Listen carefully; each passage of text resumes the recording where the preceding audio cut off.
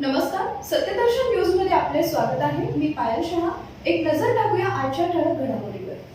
सोलापुरात मध्यरात्री भीषण अपघात, 3 मित्र जागीच ठार। सोलापूर शहरातून एक अत्यंत धक्कादायक आणि दुःखद बातमी येते। मध्यरात्रीच्या वेळी झालेल्या भीषण अपघातात 3 तरुण मित्रांचा जागीच मृत्यू झालाय। ही घटना 16 फेब्रुवारी 2026 रोजी पहाटे 4 वाजेच्या सुमारास घडली। रूपा भवानी मंदिराजवळील सिद्धेश्वर वुमन्स पॉलिटेक्निक कॉलेज समोरून बर्गमन स्कूटर क्रमांक MH13ER0627 वरून 3 मित्र जात असताना अज्ञात वाहनानं त्यांना मागून जोरदार धडक दिली। अपघात इतका भीषण होता की तीनही युवक जागेवरच पडले आणि त्यांची दुचाकी काही अंतरावर फेकली गेली।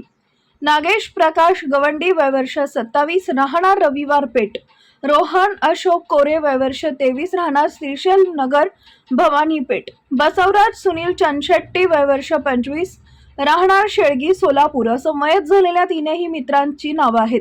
घटनेची माहिती मिळताच जोडभावी पेठ पोलीस ठाण्याचे पोलीस घटनास्थळी दाखल झाले। तिघांना तातडीनं श्री छत्रपती शिवाजी महाराज सर्वोपचार रुग्णालयात दाखल करण्यात आले, मात्र उपचारापूर्वीच डॉक्टरांनी तिघांचा मृत्यू झाल्याचं घोषित केले।